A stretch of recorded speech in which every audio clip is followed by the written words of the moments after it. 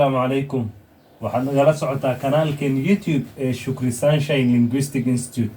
waa maalin sabti ah 10 bisha May 2025 kuna beegan 12 dilqacda sanada 1446 ee hijriga. waxaan ku guda jirnaa barashada luqadda English. ha hilmaamin inaan ku jirno 90 days challenge oo ku doonayno inaan ugu baxno qaybta beginners iyo qaybta intermediate. ku soo dhawaaw casharkeena maanta. casharka maanta wuxuu ku saabsan yahay WR words, xarfaha WR sida loo akhriyo. waxaana ku darsataa xarafka W marka xarfahan laga hadlayo inuu yahay silent W.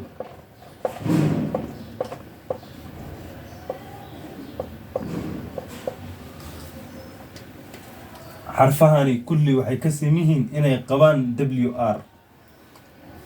jumlooyinkan sida kale waxaa la adeegsanayaa xarfahan aan qaadan xarfahani rap, razor, wrist, right, wrong, rough, wreck. macnahooda ku raaciyo rap waxa way duduub, laakiin marka gift qof u geynayso waxaad leedahay rap the gift with a gift wrapper, yani bacda lagu duduubaa la yiraahdaa rap waa duduub. okay, wrestle ligdin wa the two wrestlers labada ligdamaysa wrestle ligdin. okay, wrist waa meesha ma la yiraahdaa meeshan saacada laga xirto wrist watch saacada halkan laga xirto. okay, right waa qor, right qor. wrong waa qalad, that's wrong, taa waa qalad. okay, wrath iyo wreck macnahooda commentiga nagula wadaag. wax walba in lagu sheega maaha, sometimes maskaxdaada adeegso. okay, read these sentences, akhri jumlooyinkan mar walba waxaan idin yiraahdaa waxay idinka saacideynayaan qaab hadalka ama adeegsiga luqadda. wrap the gift in a gift wrapper. ku duduub giftiga waxaad ku duduubtaa ama zawaada waxaad ku duduubtaa gift wrapper. gift wrapper waxaa la yiraahdaa bacda dhalaalaysa oo maarta lagu duduubo giftida ama hadiyadaha lagu duduubo.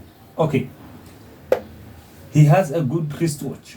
wuxuu haystaa saacadaha laga xirto wristiga, saacadaha halka laga xirto mid fiican, saacad fiican oo ku meeshan laga xirto ayuu haystaa. he has a good wristwatch. okay, the wreck of his car cannot be found. the wreck of his car cannot be found. reega gaarigiisa lama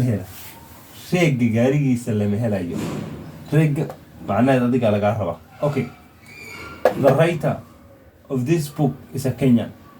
qoraaga buugani waa Kenyati. the writer of this book is a Kenyan. okay, his handwriting is very good. qoraalkiisu aad buu u fiican yahay. casharkeena maanta intan ayuu ku egyahay. haddaad hore noola sii joogtay muuqaalka like si, haddaad nagu cusub tahay subscribe saar kanaalka. aad iyo aad ayaad u mahadsantahay. assalaamu calaykum waraxmatullah.